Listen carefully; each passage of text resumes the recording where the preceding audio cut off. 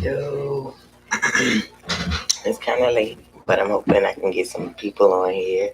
I want to do, let me bring my mic closer because it's kind of late. And I don't want to let I don't like to piss people off.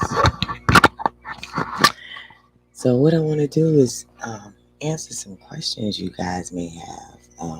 Any type of hoodoo questions you guys have, I would be glad to answer them for you guys. Um, it's been a while since I've been on here, and I haven't been on here live in a while, so I thought it'd be a good thing to come on here and see if you guys had any questions. If not, then I would just be on here talking about hoodoo and ancestor veneration. So,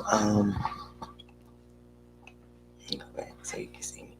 Okay, so what's been going on in the last few months is a lot of us have been doing a lot of soul searching and seeking, looking for different avenues for us to kind of, you know, explore. We want more, we want better, but sometimes we don't know how to go about getting better. So, um, not September, um, July was a month of us doing more soul searching, more of us getting in touch with our ancestors, things like that. So, you guys should have already set up your ancestor altars and have been doing venerations. Um, Make sure you guys are cleaning your ancestor altars. I know that's something I have to work on a lot more, especially with the ashes. I got to find a way to collect my ashes because they are everywhere. Like I bought little coffin boxes to keep the ashes, to keep my altar neater. It just really ain't. Sometimes I be burning stuff on my altar and the whole damn altar catch on fire. So I'm working on that. I need to be a lot neater with my ancestor altar, but um, at least I have one. A lot of people don't have ancestor altars. One of the things that I was doing some studying on in the last couple weeks was about dealing with ancestors that you don't necessarily have good connections with or that you really didn't deal with. And so it's a ritual where you can basically dismiss your ancestors, like certain ones is difficult from your altar, um, and not in a nasty way, but that way their energy won't affect your energy. And I kind of think I want to try that ritual. I haven't done it yet. I kind of just have like all my ancestors on my altar. But as I'm getting more and more spiritually in tune, I'm learning that I might need to take a few of them off, to say the least. Um, because some ancestors really have chaotic energy. And so if you have them on your altar and like their energy doesn't agree with your energy, it can, slow down some of your manifesting. It can slow down. It can really just hinder things, and so I'm learning that. Also, if you guys don't know, I've really been focusing more on my other YouTube channel, which is under Fire Lotus Tarot on YouTube, but I've been doing more tarot readings and even making connections with your ancestors. Using tarot cards are really good for that. So, an example of something that I might do, I might get my ancestor altar going, and then I might pull out my deck of cards and just keep shuffling until cards pop out. And then the cards that pop out, I'll read those cards and I'll grab a message from my ancestors for that. That's been kind of helping, especially like I said, being over your altar.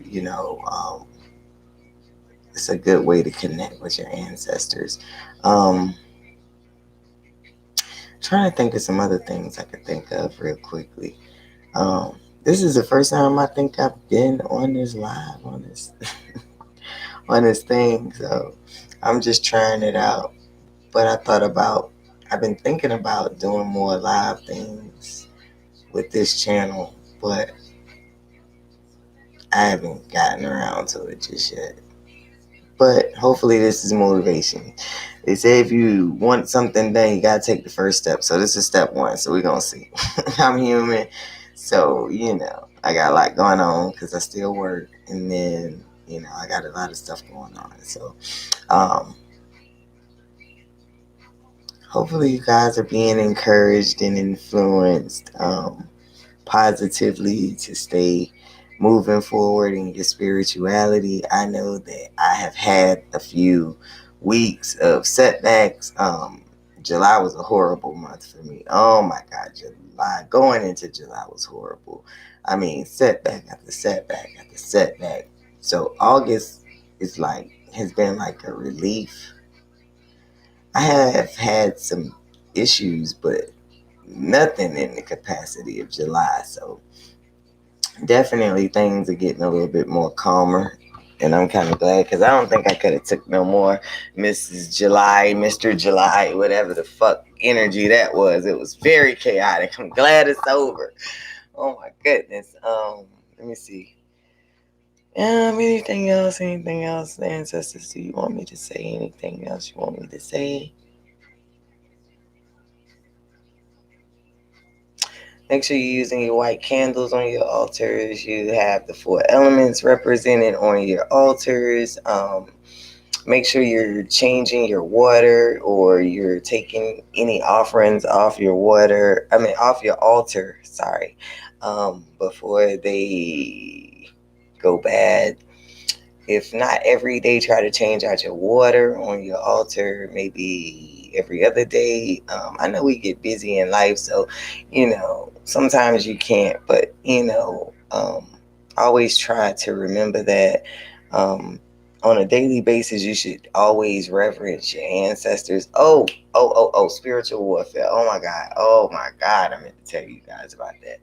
Okay, so it is very, very important. Even though you use your ancestors, it is super duper, super duper important that you guys get in touch with a deity, or you guys are honoring and venerating a deity, whether it's an Orisha, whether it's a demigod, whether they're Egyptian, Buddhist, American, Christian. You need something stronger than your ancestors. Your ancestors is your first line of defense. But again, when you're talking about spiritual warfare, you don't know if your enemy or whoever is sending the text your way, if they're using deity. So you always want to have a deity in your corner, in your side pocket, but you don't have to utilize your deity for everything. Make sure you do that. Marry me. Hi. Oh Lord. Ak Creole Witch. Hi. How are you? Um, some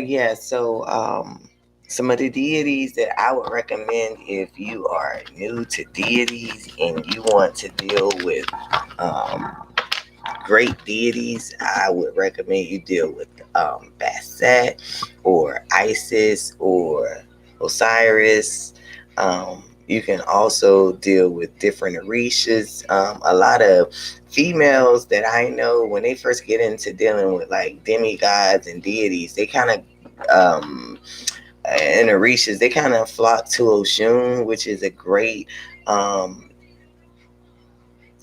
she is a great deity. But me personally, I kind of gravitate towards Yemiya, which is like the mermaid goddess, because I love the water, and I love the color blue. um, and I don't know, she just resonates with me. Mermaids are like kick ass. I mean, not that Ocean is not kick ass, but I mean, like mermaids are just like I've always been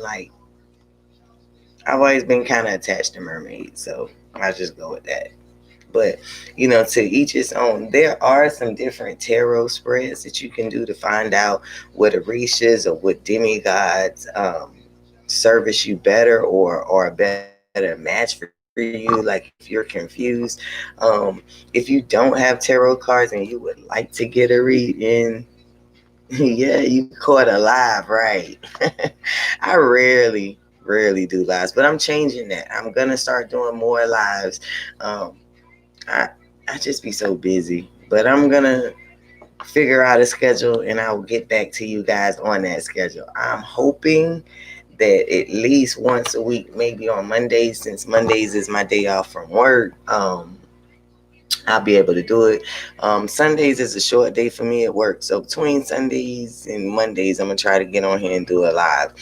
But going back to what I was saying about the different demigods and the different tarot spreads, like it's ways you can find out what demigod and what Orisha, what higher power besides your ancestors you can deal with, or is a better match for you. And the quicker you start trying to make a connection with them, the better. Because one thing about a demigod and an Orisha is when I say you're protected, I mean you are protected. I could tell you from when I first started and I was kind of afraid of, Orishas, my life was kind of dragging. And then I got on to the Orishas, and I'm talking about when I tell you my life got together, my life got together. So I just tell you, the higher up you go, the better off you'll be. But you definitely need to, have some different levels of protection. Um, Let me see what else. Oh, live plants on your altar. I recommend you have live plants on your altar, especially if your altar is by a window. That is ultimately probably the best setup you can get. The most powerful setup you can get is be by a window and have all the elements on your altar. But just in case you can't and you're kind of like me, like my altar's like in the middle of my house and no windows are around, so I have fake plants. However, change your plants out. You can always color coordinate your flowers and things like that to help boost the energy. Don't forget to charge your crystals. One way you can clean crystals, especially in this is like the end of the summer energy, so it's like whatever didn't go throughout the summer from the beginning to the middle, like it only has the little end piece of some of this left. So what you're talking about is more stronger, intense energy. So if you can collect some rainwater, wash your crystals in your rainwater. If you can go to the beach, collect you some shells. Try to get as much nature as you can collected from this summer energy for the winter, because you can harvest some of this the sun energy. And the sun energy is very, very powerful. It is fire energy. It is the spark. It is warmth. It is intuition. It is guidance. It is the beginning. It is all of that. It is life and existence in itself. So definitely collect your elements, because in the wintertime it's going to be hard to find those things. So this is the time to start harvesting. Also, if you are one of those people that believes in hexing and things like that, Halloween is coming up, and so therefore there will be items around Halloween that you can use for doing hoodoo, such as coffins, fake spiders, fake spider webs, different accessories and ornaments that you could probably either dress in or put on your altar to represent certain things. So this is a very permanent time to be stocking up for the winter time, and manifesting for the rest of 2020. If you guys don't have any questions, I am about to get off of this line. But definitely, if you guys have any questions or want to reach out to me, you guys can always reach me on my website, which is Fire Lotus Tarot, fireslotustarot.com with an S. I don't know why it's backwards now. It wasn't backwards earlier. And my email address is first Queens Air, Queens with the Z, air with an E at gmail.com. So make sure you guys hit me up, okay? Peace, light, and love, family. Namaste.